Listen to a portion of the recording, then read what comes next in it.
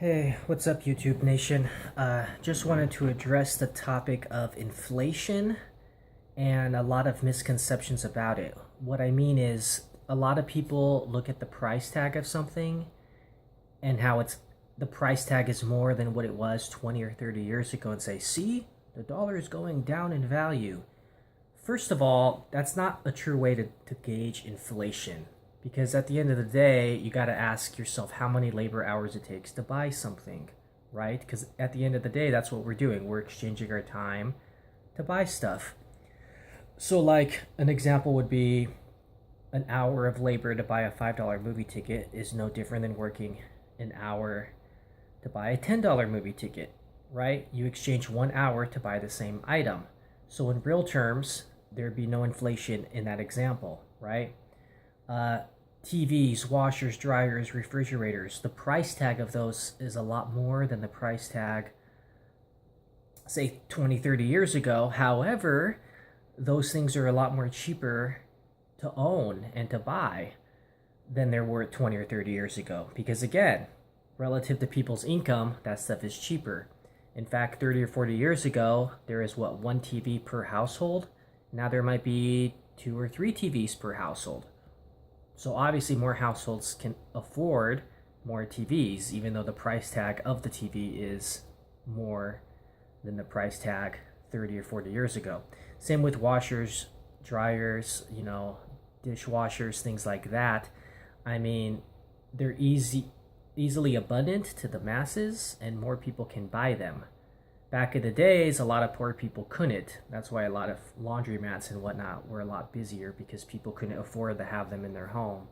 So again, when it comes to inflation, you have to look at the context of it. Also keep in mind, wages do go up, just like prices go up. So it kind of balances.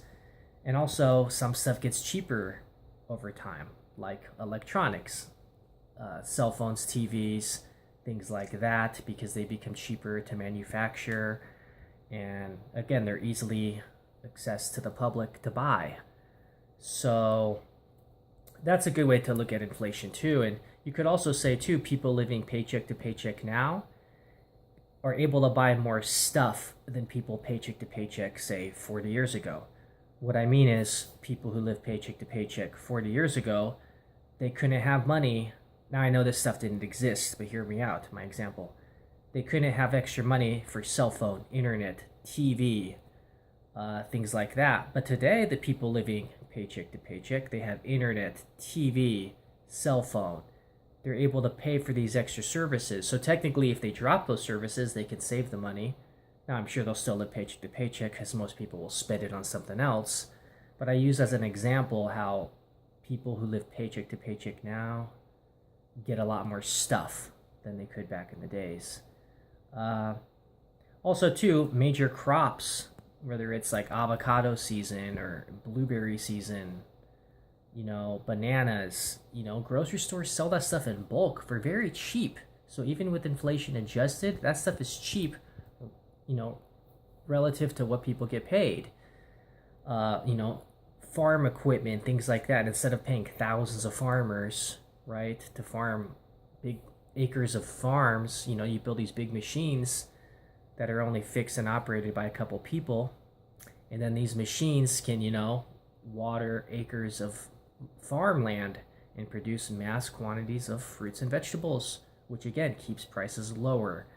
So that's another example of some things getting cheaper over time despite everything else going up in value. But like I said, at the end of the day, it all balances, because if product wasn't flying off the shelf, stores would lower prices until product is. As long as people are able to spend their money, stores are going to, naturally or gradually increase the price a little. Some things inflate more, some things inflate less. A lot of it's supply and demand. So again, it's not realistic to just say, oh, the price tag is more than the price tag 20, 30 years ago, therefore it's gone up in value, or it's gone down in value. Because again, you got to look at the context, right? I mean,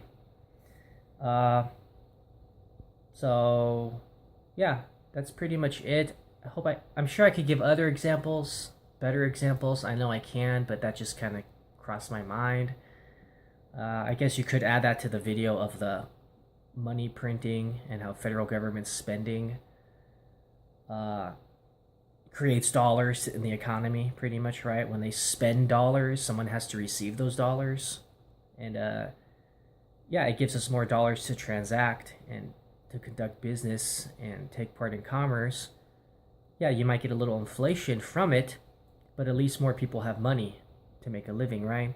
Whereas with the deflation, with the gold standard, there is less and less gold going around, or fixed money regime, right? Assuming you could only spend equal amount that you're taxing everybody. So as human population increases, if nobody's spending that money, then no one can receive that money. So you're going to have a lot more poor people, a lot less people with money. Of course, prices are going to go down because products not flying off the shelf because the velocity of spending is low. So that's what you get with the deflation. And why would you buy a house that goes lower and lower and lower in value over time? I mean, especially if you're doing at a fixed rate mortgage. Like a fixed rate mortgage today, you're paying the same mortgage payment despite the fact that your house goes up in value. So your mortgage payment becomes cheaper relative to inflation, right? And the value of your house. Whereas with the deflation, if your house is going down in value, how would that work when you're paying a fixed rate on that? And again, deflation doesn't make sense. Pretty much everyone has less and less money as prices go down, down, down. And again, in a growing economy, slow, steady inflation is better than slow, steady deflation. But again, even under our system now, yes, most things inflate, but some stuff does become cheaper. So, like I said, you have to look at things in context, and a lot of people don't. And yeah, I guess that's about it. So I wish I could think of more examples, but I guess I'll leave it at that. All right, guys. Well, you all have a good night, and until next video, peace out.